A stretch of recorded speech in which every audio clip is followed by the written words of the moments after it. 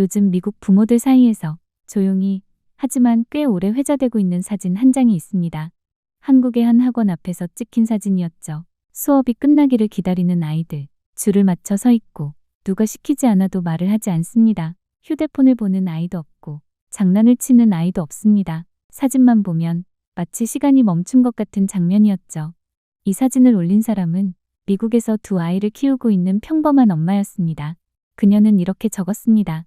이게 정상인가요? 아이들이 너무 억눌린 것처럼 느껴져요. 처음엔 가벼운 질문이었습니다. 그저 문화 차이를 묻는 글처럼 보였죠. 하지만 이 글은 하루도 안 돼 미국 부모 커뮤니티를 완전히 흔들어 놓습니다. 댓글은 곧바로 갈라졌습니다. 저건 너무 심한 통제예요. 아이들이 숨도 못 쉬는 것 같아요. 반면 전혀 다른 반응도 나오기 시작합니다. 잠깐만요. 저 아이들 표정 전혀 불안해 보이지 않는데요? 저렇게 조용히 기다릴 수 있다는 게 오히려 부럽네요. 사진 한 장. 아이들 몇 명. 줄 서 있는 모습 하나. 그런데 미국 부모들은 이 장면을 보며 각자의 양육 방식을 떠올리기 시작합니다. 나는 아이를 잘 키우고 있는 걸까? 자유롭게 둔다는 게 정말 좋은 걸까? 이때부터 댓글의 분위기는 단순한 문화 차이를 넘어서기 시작합니다. 한 미국 아빠의 댓글이 유난히 많은 공감을 받았습니다. 우리 아들은 줄을 서는 걸 거의 해본 적이 없습니다. 놀이공원에서도 학교에서도 항상 먼저 가려고 하죠. 저는 그게 자신감이라고 생각했습니다. 그리고 그는 이렇게 말을 이어갑니다. 하지만 한국에서 1년을 보낸 뒤 아이는 완전히 달라졌습니다. 이 아빠의 아들은 고등학교 교환학생으로 한국에 왔습니다. 처음 한 달 동안 가장 힘들었던 건 언어도 공부도 아니었다고 합니다. 바로 기다리는 것이었습니다. 줄을 서야 했고 차례를 기다려야 했고 말하기 전에 손을 들어야 했습니다. 처음엔 숨막히는 규칙처럼 느껴졌다고 합니다. 아빠, 왜 이렇게까지 해야 해?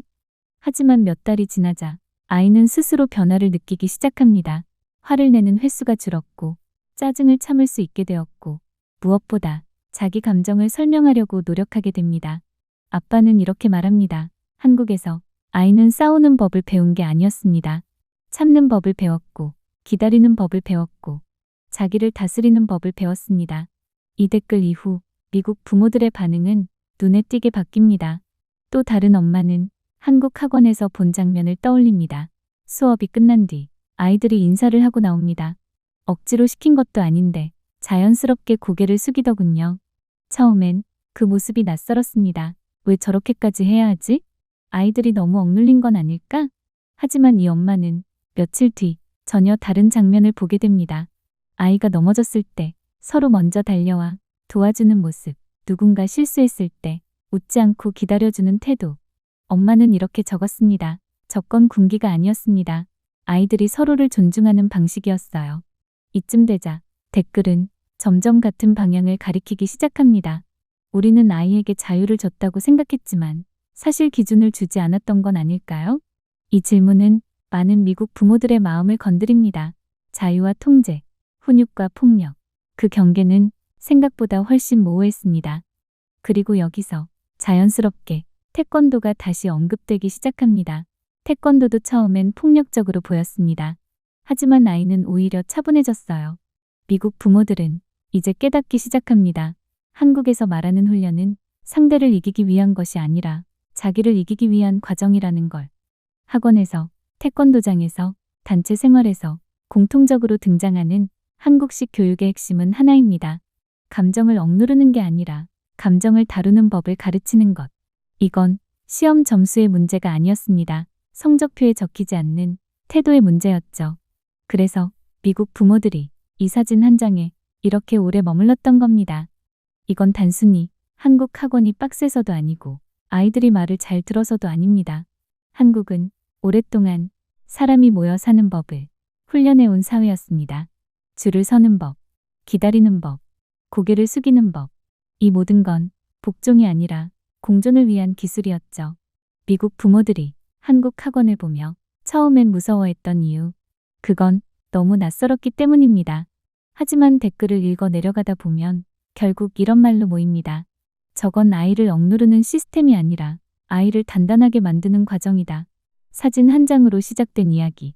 그 안에는 한국이 오랫동안 쌓아온 규율과 절제의 문화, 그리고 사람을 먼저 생각하는 교육이 있었습니다. 그래서 이 이야기는 태권도에 대한 이야기가 아닙니다. 한국에 대한 이야기고 사람에 대한 이야기입니다. 우리는 흔히 한국식 교육을 말할 때 너무 엄격하다, 아이들이 힘들 것 같다 라고 말합니다. 하지만 이 외국 부모가 느낀 건 조금 달랐습니다. 아이를 더 빨리 뛰게 만든 것도 아니고 성적을 더 올려준 것도 아니었습니다. 그저 아이의 태도가 바뀌었고 아이의 눈빛이 달라졌고 아이 스스로를 조금 더 존중하게 됐다는 것. 그리고 그걸 지켜보던 부모는 이렇게 말합니다. 나는 아이를 가르친다고 생각했는데 사실은 아이가 나를 가르치고 있었다.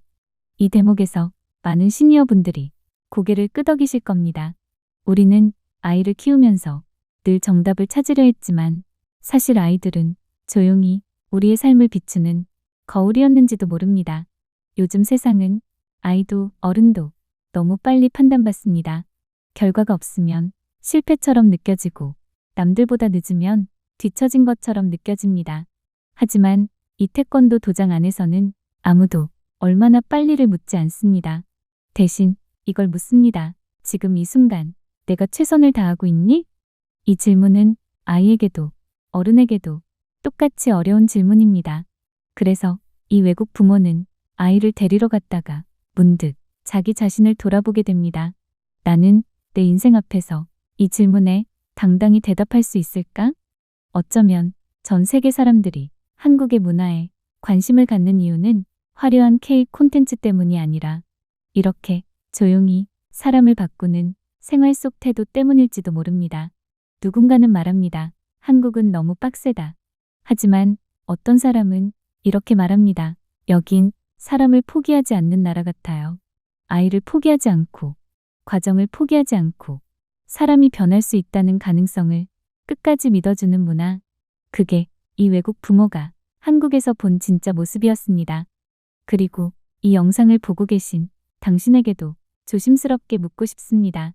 요즘 당신은 스스로에게 너무 엄격하지는 않나요? 아니면 너무 쉽게 자기 자신을 포기하고 있지는 않나요? 아이에게 필요했던 건 훈련이 아니라 기다림이었듯 어쩌면 우리에게도 지금 필요한 건 조금 더 자기 자신을 믿는 시간인지도 모릅니다. 이 이야기가 조금이라도 당신 마음에 머물렀다면 오늘 하루만큼은 스스로에게 이렇게 말해주세요. 나는 아직 괜찮다. 지금까지 이야기를 들어주셔서 고맙습니다.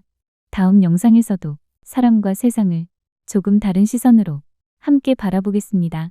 구독과 좋아요는 이런 이야기를 계속 이어갈 수 있는 큰 힘이 됩니다.